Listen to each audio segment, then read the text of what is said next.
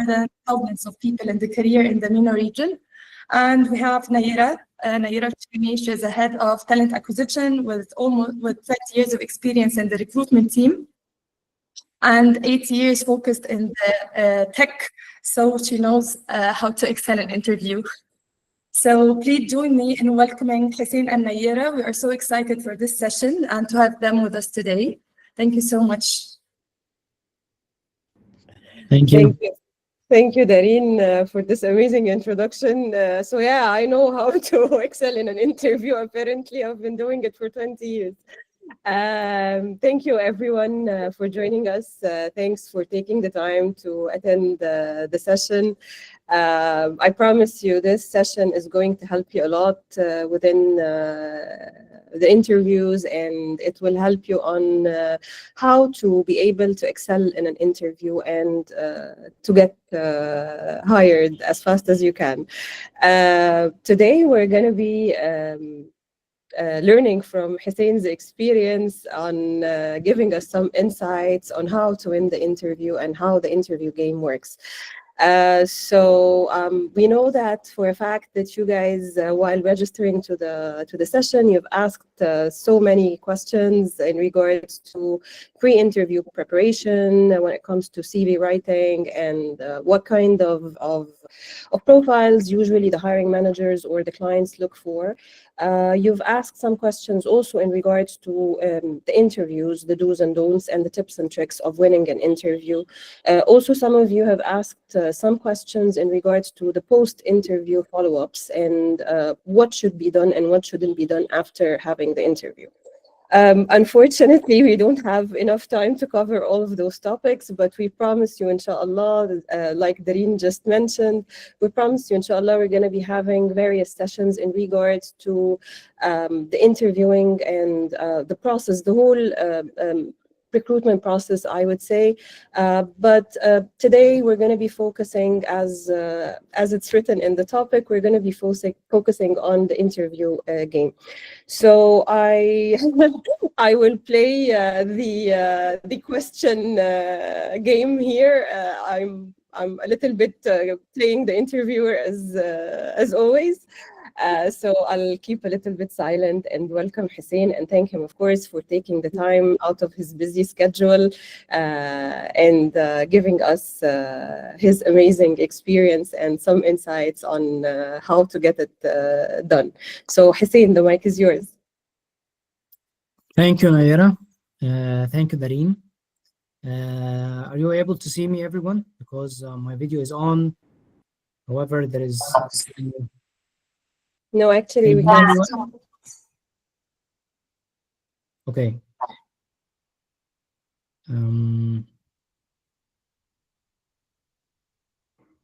Okay.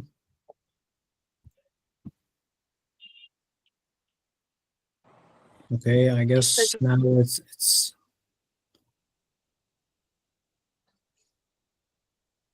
okay. I don't know what is the problem. It was working now out of a sudden. Yeah, we know all of these things happen when you have something important, right? I don't know.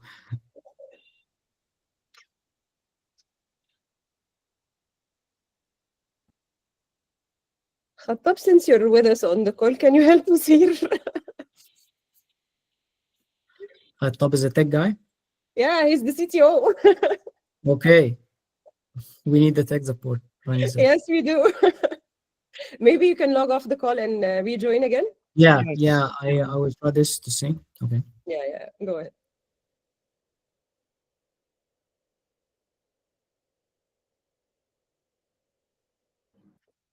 We're restarting the whole call, sir.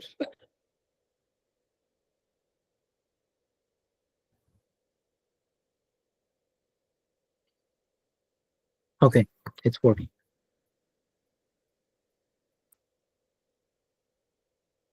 You see me all, guys, right? Okay, that's perfect. Thank you, Nayera, Dareen. Thank you very much for the introduction. As Nayera said, I'm Hussein Farghaly. I'm ex-engineer. I shifted my career into the learning and development because I discovered I was a very clever a student at the high school, but I discovered myself in the training and development because I'm a social person. I love to help and give advice. So today we gonna talk about a very exciting topic, and I'm super excited to spend the next hour with you diving deep into one of the most important skills in your career journey, which is passing the interview, which is a very critical skill because you can be a very qualified candidate. However, passing the interview is the skill that you need to be in a high quality job. So today we will not just talking about passing the interview, but how to stand out, how to build a real connection, how to be remembered by the hiring manager. So we're gonna talk about the next level of the interview, because the basic info about the interviews we all know how to respond to that question or this question, but how to stand out, this is the game, this is the next level. So we're gonna talk today about this. Okay, so let's explain something to shift our mindset about how we see interviews. Okay, because lots of candidates walk into the interview thinking that it's all about just being qualified. If I have the degrees, if I have the technical skills, so I'm all in, I'm good to go, I'm guaranteed for this position, which is not. If you have those qualifications, this is not enough. It's not enough for being accepted. It's not enough to convince the hiring manager about joining the team. Because while those skills, the degrees, the qualifications is so important, what interviews often care about is more than just your qualifications. It's your personality. It's how you present yourself in the interview. So the interviewer or the hiring manager is asking himself or herself in the interview about, do I like this person? Do I admire this person? Can I see them on my team? Is it easy to work with this person? Will I bring the interviewee will bring the right energy to the team? Because all this unspoken question is in his mind, in his unconscious mind. So you have to answer those questions with your body language, with your tone of voice, with your facial expressions, with everything you bring. So the hiring manager, it's a fact that we all humans, the hiring manager is a human being. Human beings are emotional. So we are not robots. If you are dealing with a robot, so you are qualified, then you get the job. But it's not the same with the hiring manager. So some of us think of ourselves that it's 100% a rational decision to be hired by the hiring manager. Because I'm qualified, I will say my qualifications, then I will get the job. It's not like this. Whether you like it or not, it's not how it goes. Regardless how far you think that you are logical, we are human beings, we have emotions, and emotions is playing a huge part of our decision making. Okay, so it's all about convincing the hiring manager about you, and play both, convince him in a logical way and in an emotional way. Okay, so if the interviewer doesn't feel the connection between you and him, doesn't admire you, doesn't see you as a potential team player to the team, even the strongest CVs, or if you have the strongest CV, it will not give you the job. Okay, so let's go onto the details. Okay, All right. So step number one is step into their shoes. How to think as they think.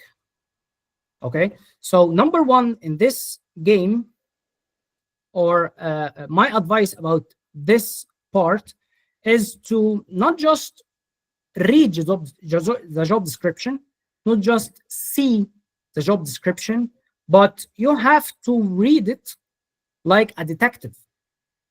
You have to see and investigate every aspect in the job description, because this is the guideline. This is the thing that you'll inspire all your answers in the interview from this job description. Okay, so always think about what is a problem that I will solve to the hiring manager. Okay, and you will inspire all your answers, inspires the personality that you will show from this job description. This is very important. Okay, so this is number one. Number two, to think like them.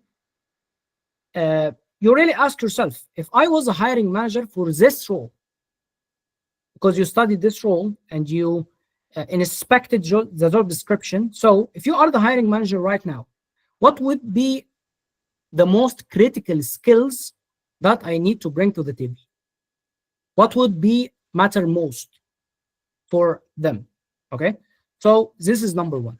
And plus for this, you have to research about the company. You have to see what challenges that they are facing, what the culture of this company, to see everything about this company. So because you have to be prepared by inspiring all your answer, but what they want.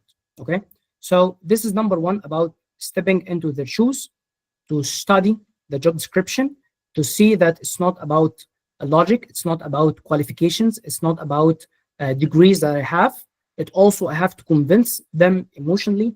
They have to like you, admire you, and see you as fit to the team. Okay, so this will be number two. Yeah, I'm so sorry to cut you off. Hussein, let's make it a little bit easier on the people who are attending here. And as you've mentioned, that it's not about the qualifications, it's not about what do the candidates actually write within their CVs. So let's focus a little bit and break it down a little bit on what would be the top qualities when it comes to interviewers' choice. Like, what goes beyond the resume? What do really interviewers look for within a candidate? Okay, it will be based on the job description and what will you do actually in the job.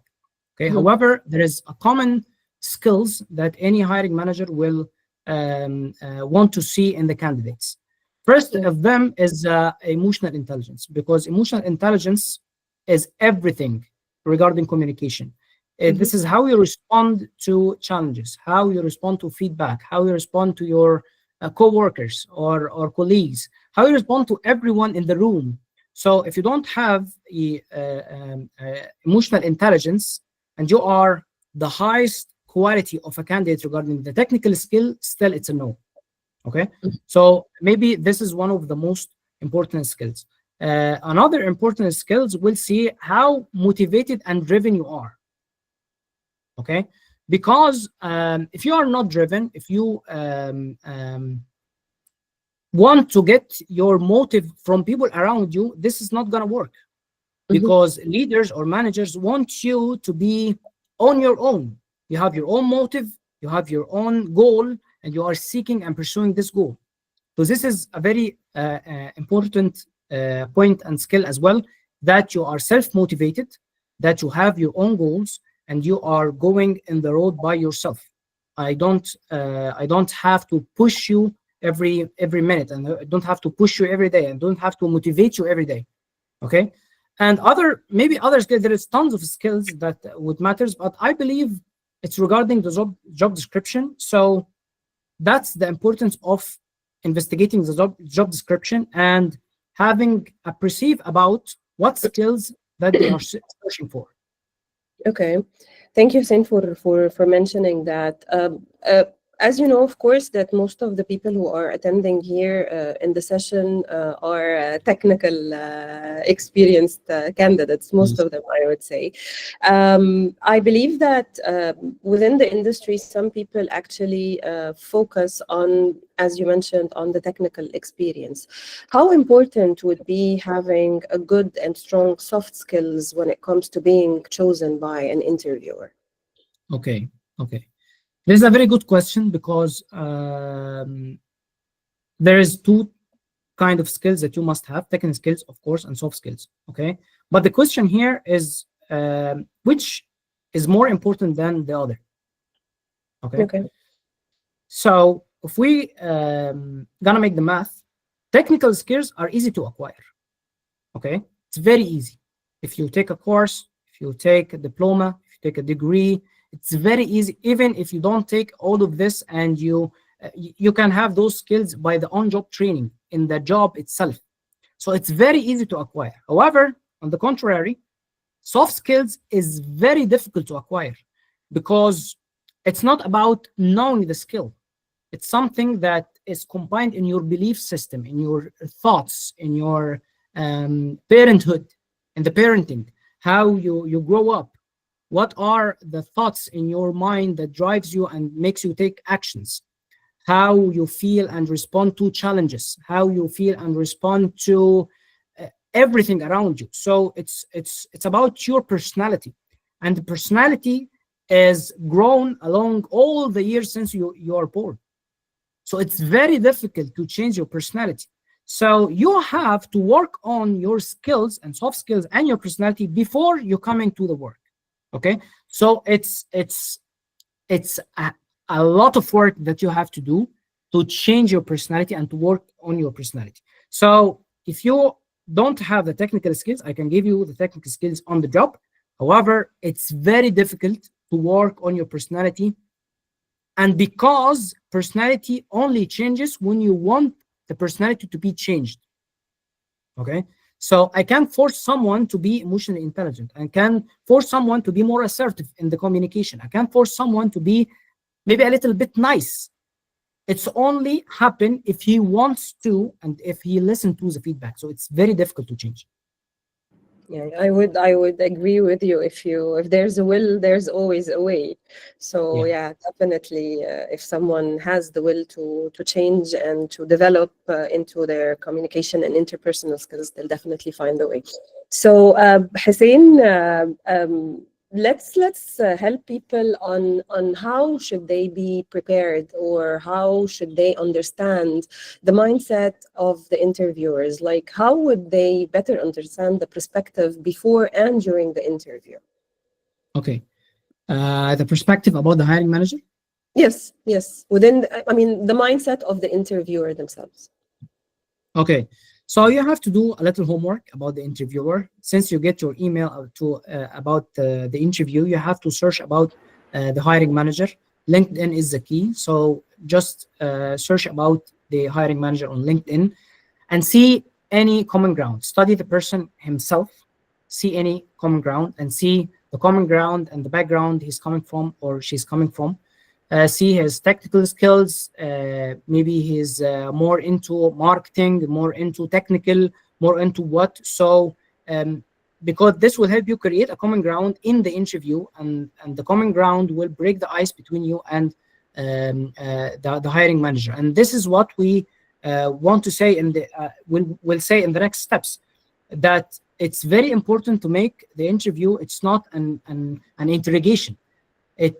It should be a conversation. Okay, because the more you make it a conversation, the more you will feel confident about the interview, the more you will show the true self, because you are self-confident and you're confident about your skills. So this is the way you find the common ground, see the background of the person himself or herself, search for common ground, and create this common ground in the interview to make it a conversation. This is very important. And if you have a friend or an ex-colleague that is working in the same company, that will be a great plus, because you can ask him about the hiring manager. You can ask him or her about what interest or area of interest that this hiring manager is concerned about. Is it data? Is it people? Is it, I don't know, anything. To make you study, help you, your person or your ex-colleague will help you study the hiring manager and to see the strategy that you will go into the interview. Perfect. I would say as well, maybe I can add a little bit of Sure. this as well. which is understanding the culture of the place you're getting interviewed for. Being prepared for that also helps a lot. As Hussein just said, you need to do your homework, you need to do the research. It's a very, very strong extra mile when you check LinkedIn profile of the interviewer and of the company as well. It definitely helps you a lot. Also, I would say asking, as Hussein said, asking an ex-colleague or someone who used to work there, so you can get the gist of the culture itself and get the vibe of the culture itself. So definitely, I agree 100% with Hussein. Hussein, let's move, as you just said, let's move to the interview itself and building the connection and building the rapport with the interviewer. Yes. Of course, you understand that ever since Corona hit Earth, we've been going through online interviewing, which is, I would say, a little bit difficult from building a rapport perspective, as the face-to-face, of course. What would be like the most effective ways to build a rapport quickly with the interviewer, especially if you're being interviewed online? Okay, great. Let me give you some facts here first. Our mind is divided into two parts, the conscious mind and the unconscious mind, as you all know. The conscious mind is a part we think it is in control. We all think, or the conscious mind thinks that he is in control.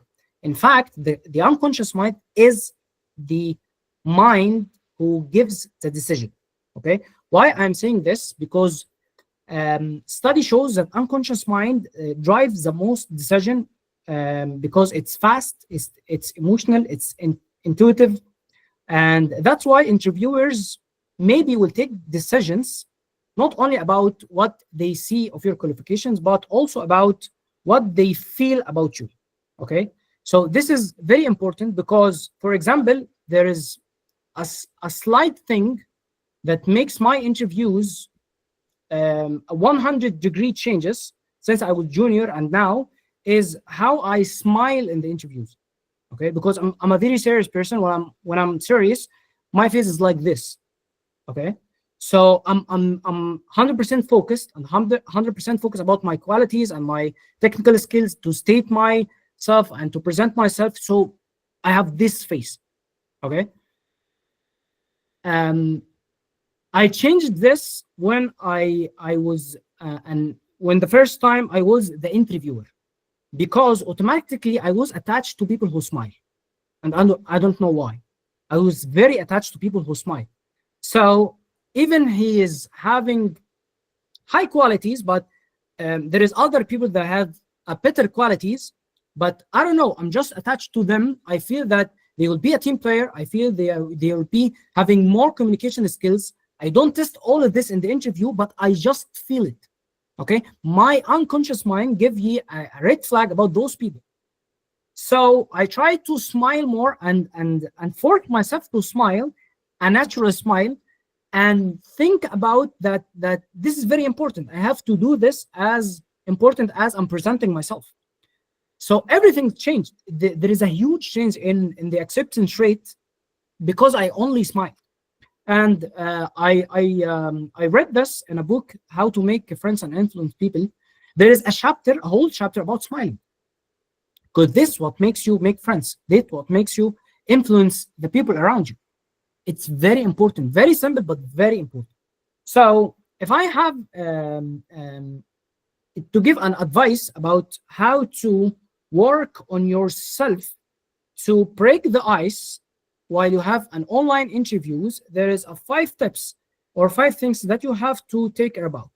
Okay, first thing is the eye contact, of course, because some people is especially in online, they have like a very vague eye contact. They don't know where to look. I have to look at the hiring manager, or look to the camera, or look elsewhere. And some of them is like just looking to up and don't know how to have and maintaining an eye contact. So this is very important to have and to maintain an eye contact with the camera or with a point to the screen. This is number 1. Number 2, which is very important as well, is to have a confident enthusiasm and warm tone of voice. Okay, because some people, because they don't see the interviewer or because it's just a screen, they're just stating what they want to tell the hiring manager. So this makes them have a monotone about in the interview. So this is very important, to have confident voice and have an enthusiasm about when you are talking to the hiring manager. So this is number 2. Number 3 is to have a natural smile, as I said before. It's very important. Number 4 is the body language. Body language in the online interviews is limited to the facial expressions, which is smiling and other facial expressions, and maybe you just use a little bit of your hands. So you don't have much space to use other body language or like the offline interviews. My last advice is to have an energy in the interview, because if you are keeping a monotone, like if we have a role play right now, so if I gonna introduce myself, my name is Hussein Farghaly, and I'm doing this, and I'm doing that, and this is no energy, okay? Rather than, hello, I'm Hussein Farghaly, I'm a learning and development. I work in the learning and development for the past 10 years, and. So it all changes, and your mind is giving you a green flags about this act, not that act. Automatically happens. This is the game of the conscious and the unconscious mind, okay? So to wrap up, my 5 advices will be eye contact, confident and warm tone of voice, and natural smile and facial expressions. You don't have to smile all the time, just have to smile in the pauses or while in the talking. But if the hiring manager is say something that you have to focus, so give him the focus facial expression. So you adjust and have a flexible facial expression about the topic that is mentioned. And 5, the body language. And finally, the energy and enthusiasm that you will have. So this is maybe all how to win over. Maybe another strategy that some bodies use is to give a compliment. Maybe giving a compliment by the beginning in the interview, but it has to be a true, authentic compliment, not a cheesy one, because cheesy compliments will backfire. Okay, will give you, will make you go for the opposite direction. Give a real and authentic compliment. If there is no compliments, don't say compliments. Yeah. Thank you so much for mentioning that, Hussein. But let me add to what you were just saying and go back one step when it comes to online interviews. So, guys, please make sure that your network is strong. Make sure that you're sitting in a quiet place. Make sure that you're logging in from a laptop, not from a mobile, because again, it's all about the impression that you're leaving within the interview itself. As Hussein said, of course, lots of things, the 5 steps and the 5 advices that he gave us is very important.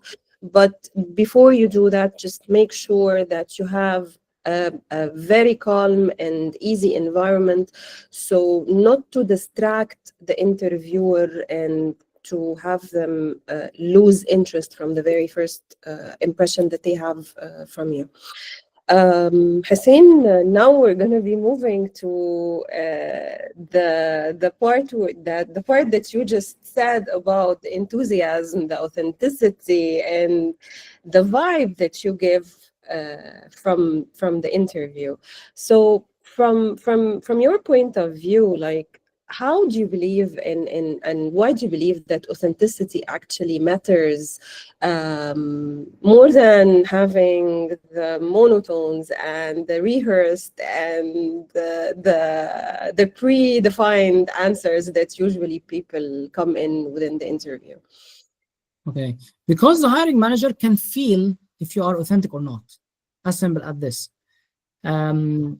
You should prepare for the interview, but the preparation importance comes from that you have points in mind that you will mention because this points is an area of interest for the hiring manager. However, you have to state those points in an authentic way. Okay. Part of being authentic in the interview is to state stories as much as possible, because stories will give not only the purpose of what you want to mention, it will also give the emotions to your talk. Okay. And people feel this, people feel the emotions. So one of the most famous question in the interview is, what is your achievement regarding this or that? They will sense the sense of achievement with the joy and how you mention this story and how you interact by your face while saying the story. Okay. So if you are not authentic, if you are just mentioning the story, they will sense this. They will feel you. They will feel that, yeah, it's a good story, but I don't know, maybe again, the conscious mind and unconscious mind, I don't feel that this is an important story. Okay. One of the candidates I was interviewing before, she was talking about she's top of her class, and she was saying this like, yeah, I'm on top of my class, and just giving me any feeling or any story behind being the top of her class. So say stories, give them the feeling and emotion behind this story, and be authentic about every story. And the golden advice, don't invent a story, don't create stories that it's never happened, because they will sense this as well. Okay. Always say the truth. Yeah, always state the truth, because they will sense this. They will sense that you are creating this, and they are very clever, and they interview tons of people before you. As Nayera will tell you about this. They can sense that you are creating this story right now. Yeah. And they will follow up on you, and they will know that you're creating it right now. So don't imagine stories in your head on spot and say it, or even prepare the story before you come. Just say the truth. And if you don't have the story, this is a red flag to create a success stories in your job to talk about them in your next interview. Yeah, I would agree with you, Hussein, on that. Yes, we definitely understand that if the talent we're interviewing is being authentic and is being true to what they're saying or not, it definitely is a red flag when we sense the tone of someone who's creating something or someone who is bluffing in a way or another. We definitely call the bluff, and we understand, and definitely that's a rejected talent. But yeah, definitely agree with you. And apparently I'll keep on saying that I agree with you along the session, Hussein, because you're talking our mind here. Your life story. I'm talking your life story with all the candidates. Yeah. Yes, my 20 years life story, exactly. Hussein, do you think that when the talent is being authentic and they are being true to themselves, does that affect the interviewer's decision making, and does that bring in a good outcome when it comes to choosing this talent? Yes, 100%, especially when because authenticity will make the interview goes at the conversation way, as I said before. If you are authentic, if you are talking about yourself, if you are bold when you are talking about yourself, even your failures, even your developmental areas, even your everything, okay, this will give a sense of authenticity, not an investigation or not that I'm a candidate and they are interviewing me. This will affect you in your mind. So if you are authentic, if you are bold, if you are have the mindset that I'm coming here to present myself, my true self, okay, this will shift the interview to be more of a conversation, and they will sense this. Okay, so 100% it affects this.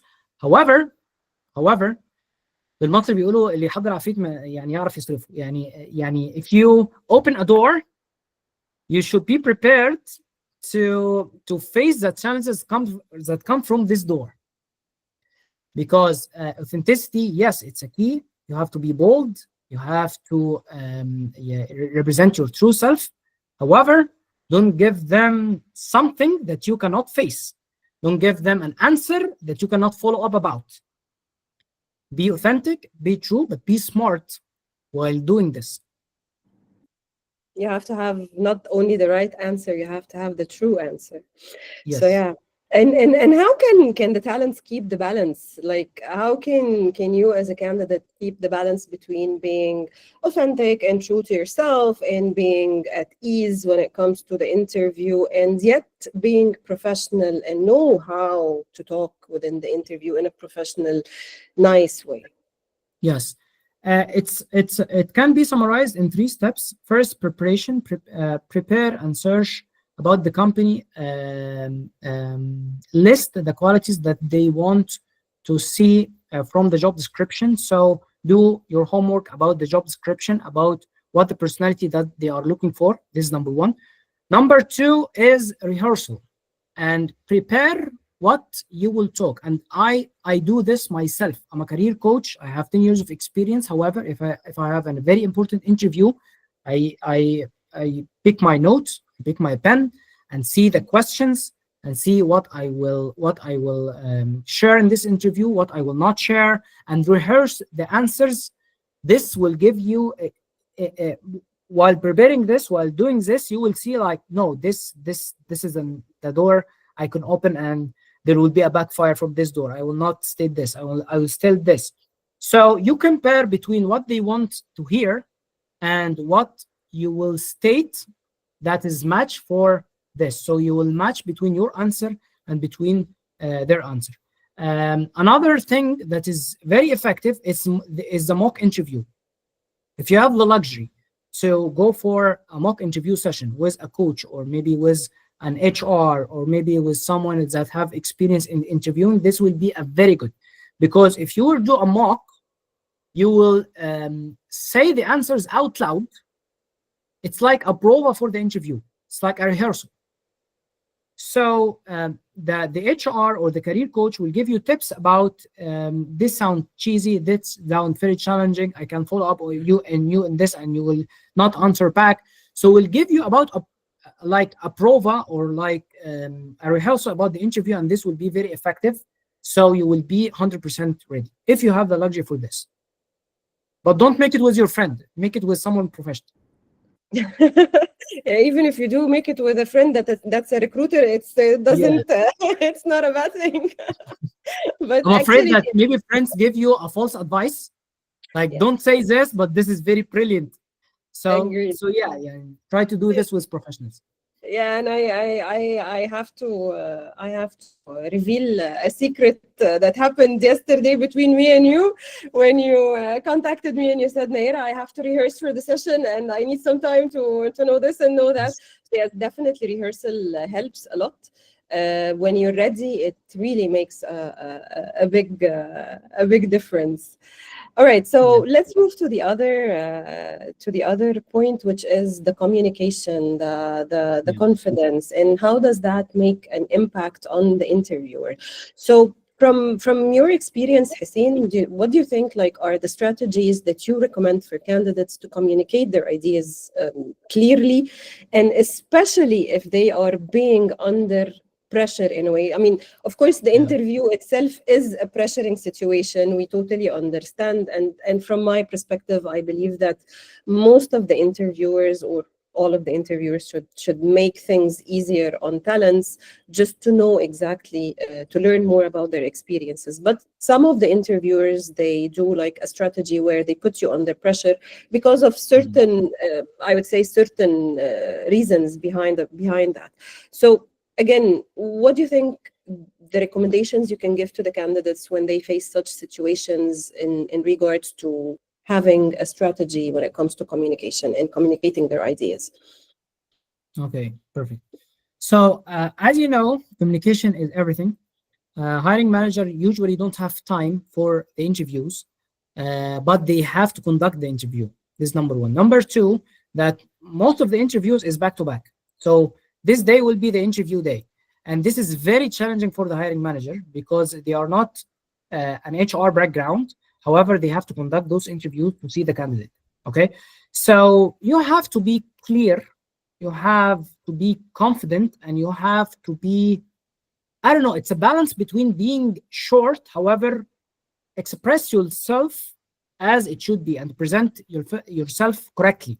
It's a balance between both. Okay, so usually the technique is used here as professionals say that make your answers between 2 minutes to 3 minutes maximum, maybe 80 seconds, 90 seconds, I'm sorry, to 3 minutes by maximum, because this is they call it the period of that he will be focused with you. Other than this, he will lose interest and he will lose focus and he will go to the next question. Okay, so you have to keep them interested. You have to keep them attracted to what you are saying. So you keep your answers short yet effective. So this is number one. And number two, maybe a technique that I use usually, that I provide evidence about what I want to say by providing a story about the point I'm talking about. And I providing this story by the STAR technique. It's very famous technique. Maybe most of you will know about the STAR technique, that when you are stating a story, you have to begin with the situation, and then this is S, and task, this is the T, and what's your action in this task, this is the A, and what is the outcome, or what is the result, this is the R, about this story. So this is another technique that will make you clear about your story, will make it short and to the point. So this is number one. My golden advice is try as much as you can to avoid being moving in circles in your answers. Try to be short. Try to go straight forward to the point.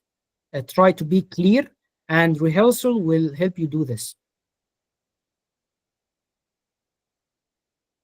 Perfect. Thank you, Hussein. So how can a candidate boost their confidence if they feel nervous, or if they happen to have something that's unprepared, or that came out of nowhere from the interview? Or how could they prevent getting a little bit lost within the interview? Okay. If we are going to talk about confidence, confidence is divided into two parts. Okay, the first part is the natural part of doing a new thing, because there is a huge number of candidates that maybe conduct an interview every a while, maybe 2 years, 3 years. So it's new to them, even they are qualified, if they have tons of experiences, but the experience of going through an interview is maybe they are doing it every 2 to 3 years, maybe 5 years. So if you are doing a new thing, like the first time you are riding a car, for example, you will be nervous. This is neutral. This is natural. Okay. So my advice is to conduct an interview every now and then, maybe 6 months, every 6 months. Even you are not willing to move from your current job, you have to conduct an interview to see yourself, to have an experience of the interview, to gain this experience, and to be updated in the market. This will help you big time, because you will have the experience of conducting an interviews, and this will help you in your next interview. Number two, if the confidence is you get anxious, and this is abnormal, you get very anxious. This you have to see and to search about the thoughts that you have about the interview. Okay, so it's all about here. It's all about the belief system, the thoughts that you have about the interview. One of the clients that I have worked with, because he was facing a huge challenge in the interviews, and he get very anxious, and he's having a very low self-esteem during the interview. So we worked on what the thoughts that comes up to your mind during the interview. Okay, you will be amazed by how far those thoughts are. There will be an extreme thoughts, like I'm not good at all, like they are far good or far better than me. The interviewer is what he's actually saying to me in this session, this client is saying that I feel that he's a superior. I feel that the interviewer is far better than me. So if you work with this belief or this thought that he's not better than you, you have qualities, you have your degrees, you have skills, you have a very high experience. So now you are working on your thoughts and in your belief system, and this will reflect in your actions. This will reflect in your emotion during the interview. So you have to differ between the natural anxiety that comes with that you are doing a new thing, and the extreme anxiety that comes from your mind, and you have to work on your mind and on your thoughts to solve this. Yeah, definitely. Subconscious mind plays a big role here, and what you say and what's like the talk that you have with yourself really affects that definitely. طيب حسين, let's move to the last part of our session here and dig deeper when it comes to handling some heat from interviewers and advice that we can give the candidates on how to handle such stressful situations. So if as you just said, if someone was into a situation where they feel intimidated by the interviewer, how could they help themselves to deal with such a situation? Okay. So yeah, very good point. And every one of us is experienced at least one time that he's feel intimidated by the interviewer or go through a very difficult interview. So yeah, we all know that not every interviews go smoothly. Sometimes we feel like difficult interviewers, vague questions, aggressive personalities in the interview. So facing tough or aggressive interviewers can really be challenging, yes. But here is the mindset that you have to work on. Your mission in the interview is to present your best self in the best way possible. This is the only mission that you should work on during the interview. Okay, regardless the interviewer, regardless maybe how mean he is or she is, regardless how aggressive he is, my mission here, the only mission regarding this person, is to present myself the best way possible. That means not taking anything personally at all. If the interviewer is maybe cold or aggressive, remind yourself that this is not about me. This is not. This is about them. This is about their attitude. I have only one mission, and I have to focus, to stay calm, and to answer confidently and protect my energy. Okay? So keep your positive energy during the interview. If they are aggressive, it's about them, not me. I have one mission, and I have to do the mission the best way possible. Okay? And in fact, sometimes these situations are a blessing. Why? Because if the hiring managers show a difficult attitude in the interview, that might be actually a preview of the daily work culture that you will work in. So you'll know this from the interview. So think of it, because this is a chance, and this is the positive mindset. I'm seeing this in the interview. Yeah, and I would highly advise if they run at this situation. All right. طيب حسين, like how could candidates like approach such unexpected and challenging questions, like again digging deeper into not getting nervous and not getting challenged and intimidated? How can they approach such unexpected challenge? Okay, stay calm. Maybe take 1 minute or few seconds to absorb and to prepare your energy for the question. If the question is very challenging or very intimidating, give yourself few seconds, maybe 1 minute, to prepare yourself and to remind yourself that this is not about me, this is about them. I have this is only in couple of seconds. You remind yourself in a couple of seconds that it's not about them, it's about me. And then try to be positive as much as possible, and try to be calm as much as possible, and try to be authentic, and maybe think about the positive side of the question. Even if the question is very aggressive, try to focus on the positive side of the question. Try to be calm, try to be positive, but to a certain limit. If the interviewer is going behind the limits, or maybe going in a self-respect area or something, this is another story. But I'm talking about if he's talking professionally, but in a very intimidating way or very aggressive way. Okay? Remind yourself it's not about you. Remind yourself always in the interview that I have to stay calm and I have to answer professionally, and don't be defensive.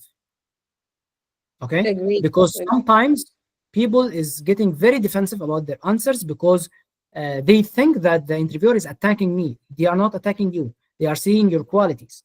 Maybe it's part of the interview. So it's not about you as a person. Okay? So don't be defensive. Try to be curious, like have a follow-up question like, could you clarify what do you mean by this or that? This will make the tone of the interview going in a positive way and will keep you calm inside your head. Okay? So also about if he asking you about weaknesses maybe, or failures, or pushing you to say a time when you fail or something like this, so show self-awareness. Show that you are not afraid of your failures. Show that you have confident about the lesson learned that you have in the past. So this will all switch the tone of the question of being a difficult question to show your confidence and confirm that you are a qualified candidate for the role. And I would add to that as well, maybe if you don't have an answer to the question, or you don't know the answer to the question that you're being challenged with, it's okay to say that you don't know the answer. It's fine. Maybe Sure. this shows like the ability of learning that you have, the skills that you that you have as well on learning, and the willingness of the learning skills that you have within you. So yeah, definitely I agree. طيب Hussein, let's move to the last question here, and I know that we have only 2 minutes left in the session, but I hope that you have the capacity to stay with us for at least 10 or 15 minutes. طيب, can you share with us like an experience where you turned a tough question into an opportunity, or maybe if you have faced such a situation yourself, to help others on also how to help them how to do that? Okay. Today I had an interviews with the top management because we are selecting candidates for a program that we have, and some of the interviewers having the methodology of giving or asking the question as a challenge. You know, it's a very simple question, but their facial expressions and how they state the question make them feel like it's a challenge. So if you really try to understand why they're asking this question, be your true self about the question, this will all solve. I can't remember something that happens to me. Definitely it happens to me tons of times in the interviews, but if I'm stating like being having a difficult situation, maybe one time the interviewer was not looking me at all. She's walking to the laptop all the time. It was an offline interview, not an online, and she was looking at the laptop all the time. Okay. However, I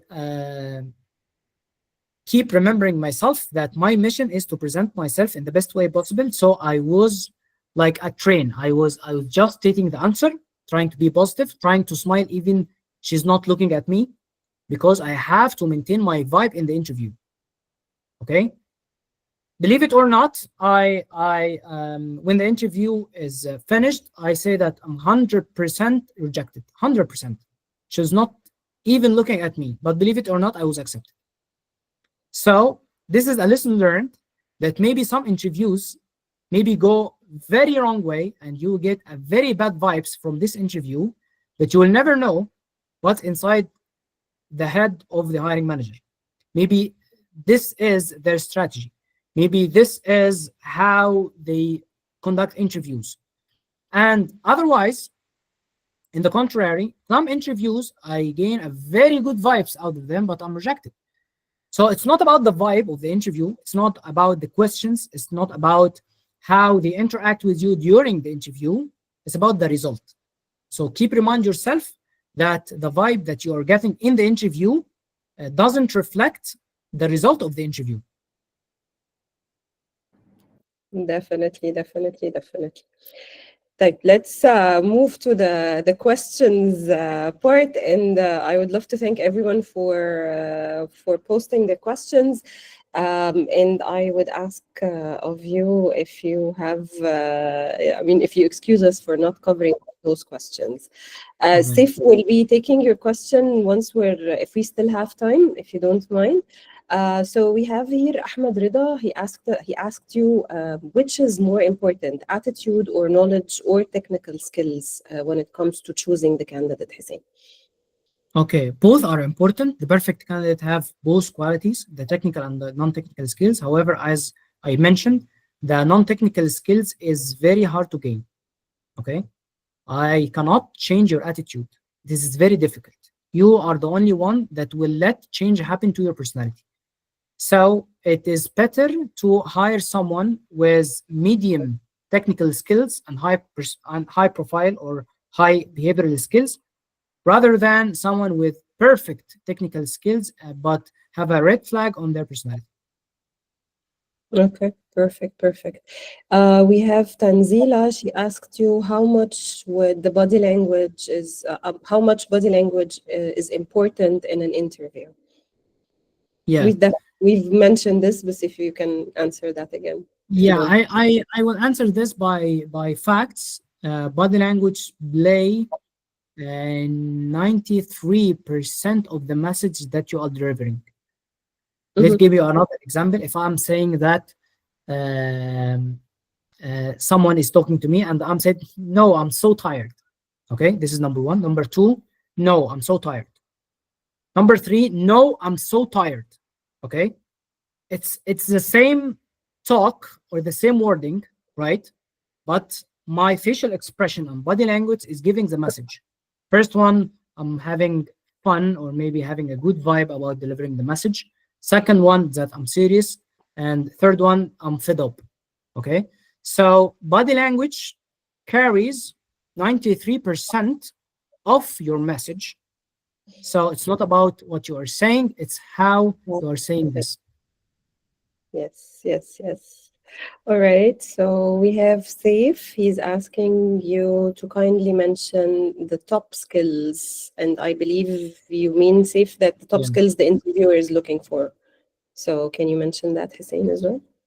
Yeah, it's differ between jobs, because some jobs is required attached to the details. Maybe some other jobs, hiring manager is looking for someone who can handle stakeholders or have a high skills in communication and emotional intelligence. So it's differ, but maybe the common skills, as we said, is emotional intelligence, being a team player because you will work with the team, and to have a drive and a motive to work and to be motivated by yourself. Okay. Maybe the top one, but sure you can add some skills because this is now in my mind. I would say definitely problem solving. I would say communication. I would say confidence, flexibility, loyalty, honesty, positivity. There are lots of things that we can talk about here. Teamwork, work ethics, lots of things. Like those are generic top qualities that usually people are looking for, and it depends and it differs from each culture, from each company's culture and another. But I would say those are the most common skills people would be, interviewers or hiring managers would be looking for. Let me go back to the questions again. We have okay, so we have Azim. He's asking us, can you please share some challenges if I'm being interviewed outside KSA? If you don't mind, Hussein, I'll be answering this question. Yeah, sure. Yes. So Azim, I don't think there's a difference when it comes to being interviewed inside or outside KSA. Maybe the only difference that you would be facing in different countries would be the culture and the mindset of the interviewer according to each and every culture. You have to understand the culture that the company belongs to, and this is what will definitely help you when it comes to preparing for this interview. So it's not a big difference here. We have Yusuf is asking, is language be a problem because yes. I can't speak English? Yes, it will definitely be a problem. If you are pursuing a high quality of jobs, English will be a problem. English is definitely something that's very essential here, and it's not only about learning the grammar or learning the written part of English. No, you have to know how to communicate properly, and you have to know how to communicate when it comes to using business language here. So definitely English is very important, Yusuf. Bulus is asking us, have you ever felt that the candidate is overexpressing or trying to manipulate with this high energy? I believe, Bulus, this is a question for me. Yes, yeah. Yes, I definitely faced that. Definitely. And I believe Hussein, since he's doing interviews and he's the hiring manager, so definitely he has faced such situations. Yeah, we definitely no. We definitely feel the I wouldn't call it manipulation, but I would call it a fake energy here. Again, it's back to the authenticity part. We know how it goes, and I believe maybe it comes with experience. When it comes to interviewers, you get the gist of the talent, and sometimes you have a recruiter intuition that's moving inside of you that gives you who's being fake and who's being authentic about themselves. All right, so we have Rana. Rana is asking, kindly share some resume making tools. So Rana, let's cover this. I mean, this is not the belonging to the topic of the session, but definitely we're going to be covering such CV builders and how you will be able to write your CV to be prepared for a job and for an interview. And Rana also asked us if anyone wants or ask about strength and weakness, then let us know the best way to answer this question. Yeah, that's a very good question, Hussein. It's a cliche question that usually interviewers ask, like, where do you see yourself in 5 years from now? Yeah. So if someone comes and ask the talent on their strength and their weakness, what would be the right answer or the clever and smart answer to such a question? Okay, very good question. So, as you said, there is tons of questions that reflects in the areas of strengths or areas of weakness. For example, why should we hire you? This is a question to state your strength. What makes you unique any other candidate? This is another form of question that the hiring manager is asking for the strength. And the best way to do this is to do it on 3 phases. First is to mention what is the strength. Okay. Then mention. So, for example, if I'm asking you, why should I hire you? Okay. So you should hire me because I have a great communication skills that will benefit the work or my work in the position in 1, 2, 3, and then provide an evidence why you see yourself that you're having communication skills. Like a story, something happened, an evidence for the skill that you are claiming that you have.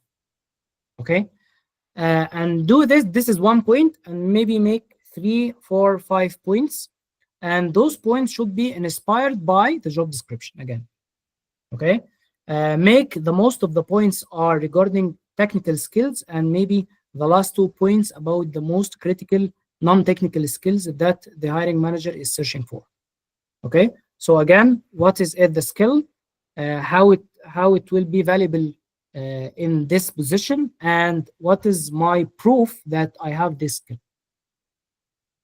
Okay. So this is about the strength. About the weakness, so try to find a weakness that is not reflecting your position directly. Okay, so I'm working as a customer service. If I say that I have a problem in communication and I'm introvert, this is directly hitting the core of my job responsibilities. So I'm definitely will not gonna say this. So try to find a weakness that is not reflecting or not hitting the core of the job description. This is number 1. Number 2 is to mention why it's a weakness, and try to be authentic, not creating something imagined in your head, because they will follow up and have a follow-up question, and then you will stuck in the answer. Try also to mention how did you work on this area of development, because if you know that it's an area of development and you've done nothing, then there is a problem. Okay, so mention why did you do regarding this area of development, what courses that you take, what action that you have made regarding this point. So this is a nutshell, and try to mention a limited number of weaknesses, like maybe 1, and then stop. If he follow up, what other? Maybe you think a bit, and then mention another one, because I see candidates in the interview when I'm talking about the strengths, they maybe say 1 or 2 points, and when it comes to the area of development, they mention like 5 or 6. So, yani, I feel that it's why are you mentioning so many weaknesses while you see only 2 strengths in your personality? So yeah, try to do the opposite. One of the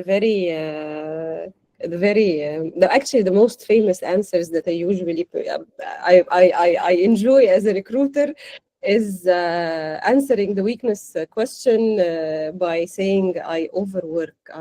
One of my weaknesses is that I overwork myself. I love that cliche answer. Yes, super And cliche. I'm like, okay, you know what? When I'm facing candidates saying this, I'm telling you, okay, what's next? Yeah, exactly. So let's skip the cliche part and go for the true weakness. Yeah, but you've actually mentioned a very strong point here about self-development, Hussein. Yeah. Because I remember with one of my previous employers, that was one of the most important questions I used to ask when it comes to culture fit questions, is that what are the areas of development that you know that you need to work on yourself, and how are you overcoming that? So yes, definitely sharing this shows the ability and the willingness of you as a talent, or of you as a candidate, that you're willing to learn, you're willing to invest in yourself and to grow within your career. So yeah, definitely. Yes, and just to mention as well, I've done an assessment called Clifton Strengths Finder. This is an assessment that concerned about your strength, your gifts that you have born with. Okay, but every gift has a dark side. Okay, so me personally, I'm something called restorative. Restorative is seeing the dark side about everything. You know, this is a strength point because you may see the flaws in the plan that you are setting, or the flaws in the strategy that the parts that your director put. So it's a strength. However, I see the bad side first. So maybe this is something that is authentically a weakness and area of development that I have to work with. Okay, I'm authentically working with this. So it's maybe you can say a weakness out of a strength, but don't make it cliche like Nayera said about I am a very hard worker, I'm very attentive to details, because this is really a cliche. Try to be creative. Yes, try to be creative. Exactly. Agreed. All right.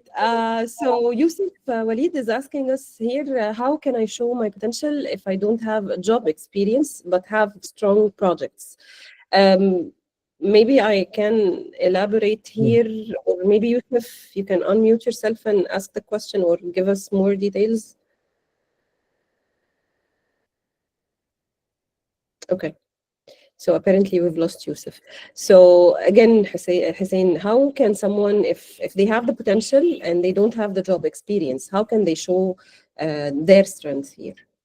Okay, you can show your potential by many things, not just job experience. You can show it by extracurricular activities that you have done during college. You can show the potential that you have with the plan that you are setting for yourself. You can show the potential in any effort that you have done regarding your career goal, like you have taken courses. You are putting a plan to take some of the courses. So show potential have many ways. Like 40% of the recruiters see the extracurricular activities or the volunteer activities as a real job experience. So maybe you can talk about the things you have done in your projects, the things that you have done in your extracurricular activities, the things that you have done or the plan that you have put for yourself for the next year, maybe 2 years. So this is all show your potential. Yeah, and maybe you can focus on the strengths that you have that match the job requirements itself as well. Yes. Yusuf. All right, so we have Ahmed Aidel Ali. He's asking, or that's a very good question, what to do when it's obvious that you're more qualified than the hiring manager interviewing you without being threatening to them and not self-sabotaging? Wow, that's a very deep question. Answer, Hussein. Never outsmart your hiring manager, never bypass the hiring manager, never show them that you are smarter, that you know better than them, never critique their perspectives or their point of views, never do anything like this in the interview. Again, we are here, want to work on the unconscious mind for the hiring manager. So if you outsmart the question, if you show that you are more clever than the hiring manager, if you critique their point of view, their answers, if you critique anything that they are saying, you are playing a very dangerous role regarding their unconscious mind, and they will see no to your application even if you are qualified. They will just say no. We are an emotional human beings. If they feel that you are criticizing everything they are saying, or maybe you are a threat, they will say no immediately. In that case, the hiring manager is the one who's being intimidated by the talent, right? Yes, 100%. Yeah. All right. So we have some questions that are being asked in the chat box in regards to the CV building, the interview opportunities, the question, the most common question, which is how can I answer the expected salary, the most famous expected salary question. But honestly, we won't to answer those questions at this moment because they are not covering the session's topic, but we promise you that we're going to have more sessions, and maybe Hussein can give us some time again from his busy schedule My pleasure. Yes, my pleasure. Have more sessions in those topics. We have Promise. Promise is asking also about the body language, but Promise, if you watch the recording of the session, you're going to find us covering the body language part, especially for virtual interviews. We have okay, we have Bilal. Bilal is asking, everyone says you need to have good problem-solving skills. What exactly are the problem-solving skills? Okay, I'm searching for the word in English because it's very difficult to translate the Egyptian words. طب say it, maybe I can. يعني اللي انت تبقى سالك لوحدك. يعني مش don't come back with problems to your manager. Just find a way to perfectly solve your problems on your own. Okay. Yeah, but maybe Hussein, Bilal is asking, when it comes to the interview part, how can you show that you have problem-solving skills? Like, how can you let the interviewer know that you have the skill? Say stories about problems that faces you, and you will depending on yourself to solve this problem before going back to your manager, because hiring managers hates people who is the first solution for them is to come back to them with a problem. They hire you to solve the problem, not they hire you to telling them what the problem is, because they know the problem or know the problems that's daily facing you. So your part is to solve the problems by yourself, only come back to them when all the solution is gone. There is no other solution that you can do. Then you can come back with your manager and you tell him that I've done this, I've done this, and I've done this, and all those solutions didn't work. What should I do? Yeah, maybe we can go back to the STAR technique that you mentioned as well. I would highly recommend and advise Bilal that you share stories about that. Share the situation that you've gone through. What was your task throughout the situation? What was the action that you took to solve such a situation, and what were the results here? So again, back to the storytelling part, sharing your experience and showing the interviewer how you solved such challenges definitely gives a picture on your problem-solving skills. All right, so yeah, Hussein, I believe people are asking again the most famous, how can I answer the expected salary question? But let's cover this in a different session. And some people are asking, I don't know, I think that's going to be easy to answer, Hussein. People are asking on what happens after the interview. How would you follow up? How would you ask for the feedback of the interviewer? Of course, the interviewer has to give you the feedback. That's a given. But if the interviewer doesn't do that, then how can the candidate tackle this problem? Okay. So one of the most impressive techniques that I use and I recommend my clients to use after the interview is to send a proper message after the interview, because this will make you stand out. Thank you message, a very simple thank you message by email or maybe by WhatsApp if you have their WhatsApp, to tell them thank you for their time and show interest for the job opportunity. This is number one, and this will make you stand out because very few number of candidates do this after the interview, and we remember them because again we are emotional people. Second technique, maybe you can follow up after the interview, maybe after 2 weeks, to show interest to receiving feedback, and this is a very professional way, because some people is maybe don't know if it's proper to ask for feedback after maybe 2 weeks or 3 weeks or after this period after the interview. So yeah, ask for feedback. This is a very professional step, and this shows that you are interested in the position. Maybe after the interview, prepare some high quality of questions to be asked to the interviewer. That will show that you are smart, and that will show that you are interested and you have a good mindset. And you are thinking about the opportunity in a very different yet good way. So that will make you also stand out. Your questions and how smart is your question will make you stand out from other candidates. So yeah. And please add any other technique, Nayera. No. I'm just gonna add something that you just talked about, which is leaving with a good impression, because unfortunately, as Hussein said, we are human beings at the end of the day, and subconsciously we make decisions according to the impression that you left with, not the one that you came within. So yeah, leave with a good impression so that you're going to stand out, and you're going to have the hiring manager or the interviewer remember you in a nice way. Hussein, we're done with the questions. Again, thank you so much for taking the time, and again, thank you for staying with us for an hour and a half now.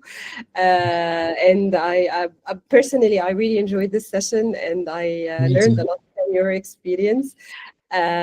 So everyone, thank you so much for attending the session. Thank you so much for taking the time to stay with us for an hour and a half. And I hope we helped a little bit with the interview technique game. Dareen, the mic is yours. Yes, thank you so much. A big thank you for you, Nayera and Hussein, for today. And thank you so much, everyone, for attending and participating. Have a great evening. Thank you so much. Thank you. Thank you, everyone. Bye. Bye-bye.